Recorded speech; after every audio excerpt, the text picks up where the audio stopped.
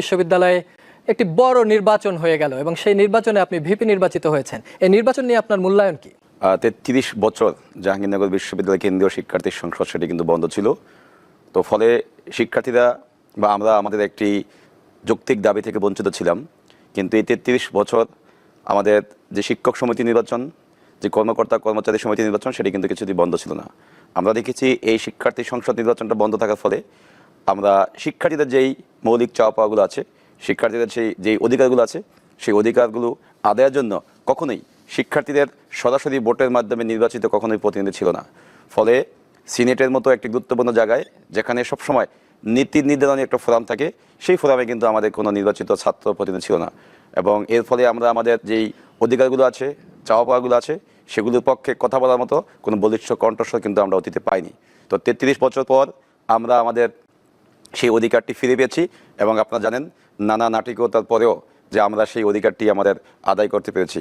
তো সব কিছু মিলিয়ে ৩৩ বছর পর জাকসু অনুষ্ঠিত হয়েছে এবং সেখানে জাহাঙ্গীরনগর বিশ্ববিদ্যালয়ের প্রিয় শিক্ষার্থী ভাই বোনেরা যে আমার উপরে আস্থা রেখেছে এবং আমাকে বিপুল ভোটে নির্বাচিত করেছে, এজন্য বিশ্ববিদ্যালয়ের প্রিয় শিক্ষার্থী ভাই বোনদেরকে আমি আমার ব্যক্তিগত পক্ষ থেকে আন্তরিক শুভেচ্ছা জানাচ্ছি এবং একই সাথে ধন্যবাদ জ্ঞাপন করছি।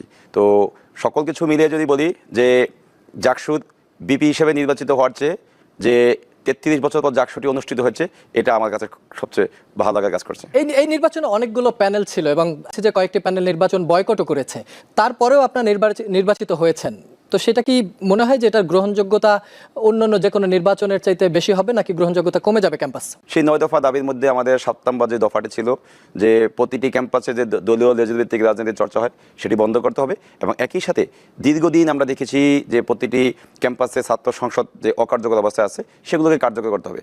অভ্যুত্থান পরবর্তী সময়ে আমরা সেই দাবিতে অটল ছিলাম এবং যে কোনো মূল্যে আমরা চেয়েছিলাম ক্যাম্পাসে যে দলীয় লেজভিত্তিক রাজনীতির চর্চা সেটি বন্ধ করে ছাত্র সংসদ কার্যকর করতে হবে। আমরা অভ্যুত্থান পরবর্তী দেখেছি যারা একসময় আমাদের সাথে সেই দাবির পক্ষে ছিল কিন্তু কোনো এক সময় তারা সেই দাবি থেকে সরে গিয়েছেন এবং অভ্যুত্থানের নেতা হিসেবে অনেকেই ক্ষমতার চর্চা শুরু করেছেন। কিন্তু আমরা ক্ষমতার চর্চা না করে শিক্ষার্থীদের অধিকার ফিরে পাওয়ার জন্য আমরা জাকসুর দাবিতে অটল ছিলাম।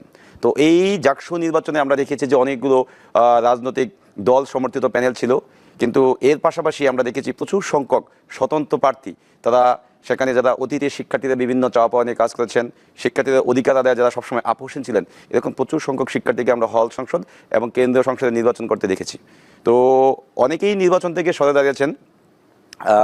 যেদিন আমাদের ১১ই সেপ্টেম্বর ভোট গ্রহণের সময়সীমা যখন ৫টা ছিল, সেই ৫টার কিছুক্ষণ আগে আমরা দেখেছি বাংলাদেশ জাতীয়তাবাদী ছাত্রদল সমর্থিত একটি প্যানেল এবং সম্প্রীতি ঐক্য নামে একটি প্যানেল, এই দুইটি প্যানেল কিন্তু পূর্ণাঙ্গ প্যানেল নির্বাচনকে প্রশ্নবিদ্ধ করার উদ্দেশ্যেই নির্বাচন থেকে সরে দাঁড়িয়েছেন এবং আর বাকি দুইটি প্যানেল ছিল, সেই দুইটি প্যানেলও পূর্ণাঙ্গ প্যানেল নয়।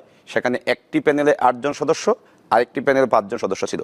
আমি যদি আপনাকে আরেকটু ব্যাখ্যা করে বলি, আমাদের এই জাকসুতে কেন্দ্রীয় সংসদে সর্বমোট আমাদের প্রার্থী ছিল ১৭৯ জন। তো এই 4টি যে প্যানেল, 2টি পূর্ণাঙ্গ প্যানেল এবং 2টি আংশিক প্যানেল মিলে আমাদের প্রার্থীর সংখ্যা হয় ৬৩ জন। আরও কিন্তু হিউজ একটা সংখ্যা আমরা কিন্তু এখানে ছিলাম এবং নির্বাচনে একেবারে শেষ সময় পর্যন্ত কিন্তু আমরা মাঠে ছিলাম।